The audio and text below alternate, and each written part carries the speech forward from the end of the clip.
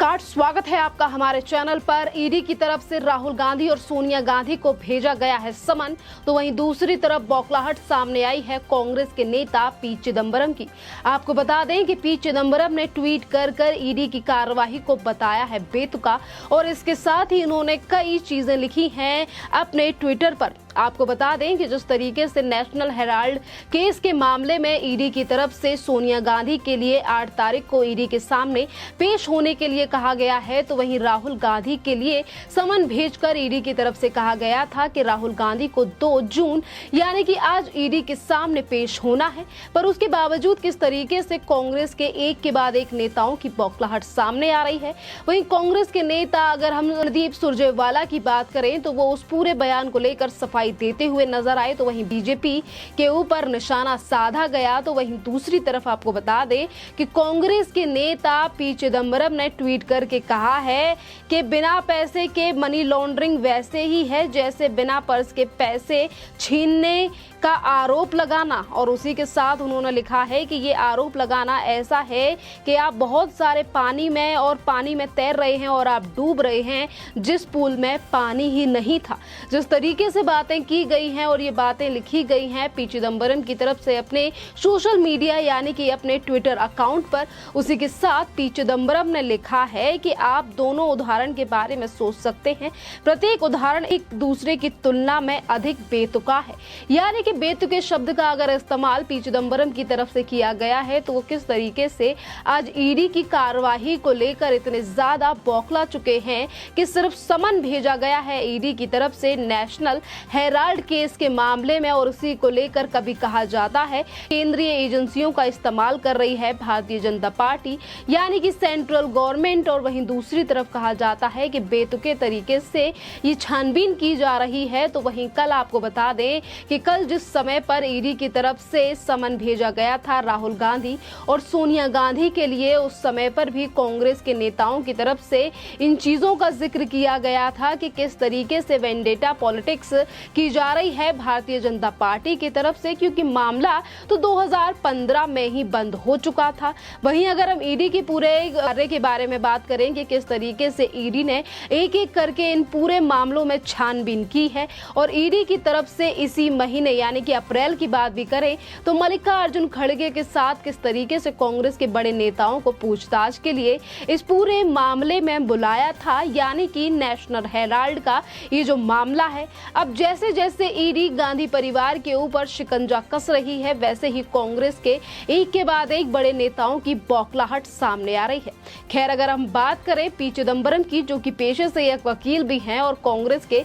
वरिष्ठ और पुराने नेता हैं, आज जिस तरीके से बौखलाहट सामने आई और उन्होंने अपने ट्विटर पे ये तमाम ट्वीट किए हैं, यानी कि एक के बाद एक चीजें लिखी गई हैं इस ईडी की कार्यवाही को लेकर, समन को लेकर, जो कि गांधी परिवार, सोनिया गांधी और राहुल गांधी के लिए भेजा गया है। तो उसी को लेकर हम आपको बता दें कि जहां एक तरफ बौखलाहट दिखाई दी है पी चिदंबरम की ईडी की कार्यवाही को लेकर, तो वहीं तमाम लोगों ने पी चिदंबरम से भी पूछ लिए हैं सवाल कि किस तरीके से आईएनएक्स मीडिया में इतना बड़ा घोटाला किया था पी चिदंबरम ने, और उस मामले में किस तरीके से 100 दिन से भी ज्यादा की जेल काट कर आए पी चिदंबरम। आज वो किस तरीके से न्याय प्रणाली यानी कि केंद्रीय एजेंसी के ऊपर सवाल उठा रहे हैं और कह रहे हैं कि जो कार्यवाही की जा रही है वो बेतुकी है। वही एक जो कोई यूजर हैं, जिस तरीके से चीजें निकलकर सामने आ रही हैं, वो खुद ही सवाल पूछ रहे हैं पी चिदंबरम से कि किस तरीके से पी चिदंबरम ने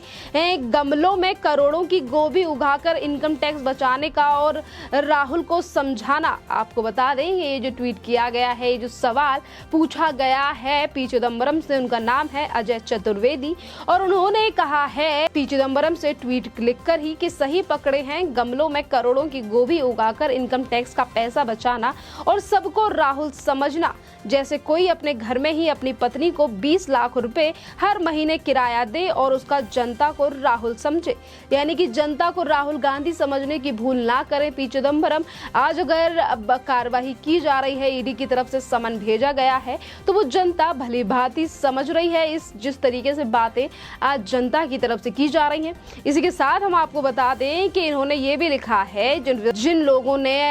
पी चिदंबरम के लिए ट्वीट कर उनके ऊपर निशाना साधा है, साथ में उन्होंने ये भी लिखा है कि जैसे कोई 3 महीने तिहाड़ में भ्रष्टाचार के आरोप में काट के आए और बाहर आकर करप्शन और ज्ञान वापी पर बन जाए। यानी कि जिस तरीके से अब 3 महीने का अगर जिक्र किया गया है तो ये 3 महीने वही है। यानी कि किस तरीके से आईएनएक्स मीडिया के पूरे मामले में पी चिदंबरम 100 दिन से ज्यादा जेल काट कर आए थे और उस समय पर भी किस तरीके की हालत पी चिदंबरम की हो गई थी और आज वो ईडी को लेकर फिर से एक बार सवाल उठा रहे हैं। वहीं अगर पी चिदंबरम के बेटे कार्तिक चिदंबरम की बात करें तो उनके ऊपर भी किस तरीके से तमाम मामले चल रहे हैं। वीजा से लेकर तमाम ऐसे मामले हैं जिसमें कार्तिक चिदंबरम का भी नाम है। खैर अब बात करते हैं नेशनल हेराल्ड की, क्योंकि नेशनल हेराल्ड को लेकर ही ये समन भेजा गया है राहुल गांधी और सोनिया गांधी के लिए। जो मामला इतना ज्यादा पुराना है कि 2010 से लेकर 2022 के बीच में तमाम एजेंसियां,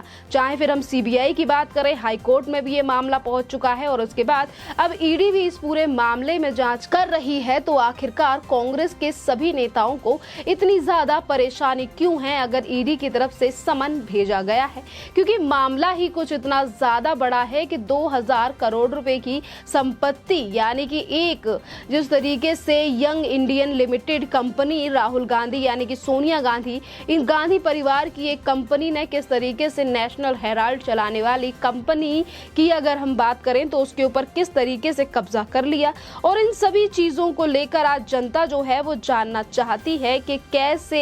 एजीएल के सारे शेयर जो थे वो राहुल गांधी की, यानी कि राहुल गांधी क्या, वो जो गांधी परिवार की कंपनी है यंग इंडियन लिमिटेड, उसके पास कैसे चले गए। जनता इन सभी चीजों को जानना चाहती है कि कैसे यंग इंडियन लिमिटेड की शुरुआत सिर्फ 3 महीने पहले 2010 में की गई थी और कैसे उसने एजीएल के सारे शेयर्स को अपने अंदर कर लिया था, यानी कि अपने अंडर कर लिया था। गांधी परिवार की किस तरीके से वो कंपनी कुछ ही दिनों में शुरू हुई, 3 महीने के बाद ही उन्होंने 2000 करोड़ रुपए की संपत्ति अपने अंडर कर ली। और जिन लोगों ने भी नेशनल हेराल्ड चलाने वाली कंपनी में अपना योगदान दिया था, जो शेयर होल्डर थे, आज अगर वो चीजें जानना चाहते थे, क्योंकि मामला ही ये 2010 में शुरू हुआ था कि कैसे एजीएल यानी कि जो कंपनी नेशनल हेराल्ड पेपर को चलाती थी और इसी अखबार की शुरुआत की गई थी जवाहरलाल नेहरू के द्वारा, यानी कि आजादी से पहले, और तमाम 5000 से ज्यादा लोग इसमें इन्वॉल्व थे जिनके शेयर्स थे। और उन्हीं शेयर्स को लेकर किस तरीके से 2010 में राहुल गांधी की यंग इंडियन लिमिटेड कंपनी द्वारा अपने अंडर कर लिया गया। जब ये मामला 2010 के बाद सामने आया तो तमाम जो लोग थे, जिन लोगों के शेयर थे एजीएल में, उन लोगों ने भी सवाल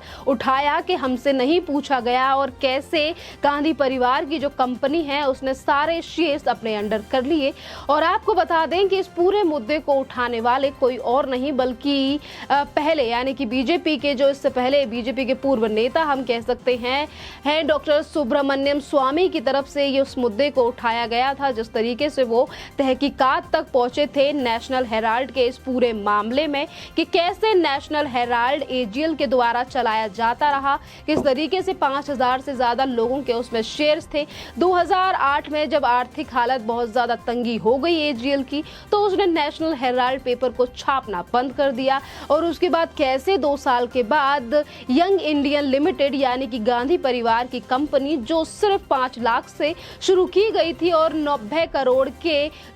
करोड़ रुपए का कर्जा था एजीएल के ऊपर, उसी के तहत किस तरीके से इतनी बड़ी कंपनी के ऊपर अपना हक जमा लिया गांधी परिवार ने। और आज अगर ये सच्चाई निकलकर सामने आ रही है, एजेंसियां इस पूरे मामले में जांच और तहकीकात कर रही हैं, तो किस तरीके से कांग्रेस के बड़े से बड़े नेता, चाहे फिर वो सुरजेवाला हो, अभिषेक मनु सिंघवी हो या फिर हो पी चिदंबरम, किस तरीके से बौखलाहट निकलकर सामने आ रही है। एक केंद्रीय एजेंसी जो कि अपना काम कर रही है। इससे पहले की भी हम बात करें तो सीबीआई भी इस पूरे मामले में जांच कर चुकी है और अब ईडी को किस तरीके से इनपुट्स मिल रहे हैं और उसी के आधार पर अगर जांच की जा रही है तो कैसे कांग्रेस के तमाम नेता राहुल गांधी से लेकर सोनिया गांधी को बचाने के लिए सामने आ रहे हैं। खैर अब तो देखना ये होगा कि जिस दिन राहुल गांधी और सोनिया गांधी ईडी के सामने पेश होते हैं, कितनी ही चीजें ईडी के हाथ में लगेंगी। और गिरफ्तारी को लेकर जो लगातार सवाल अब उठ रहे हैं, क्या गिरफ्तार होगी सोनिया गांधी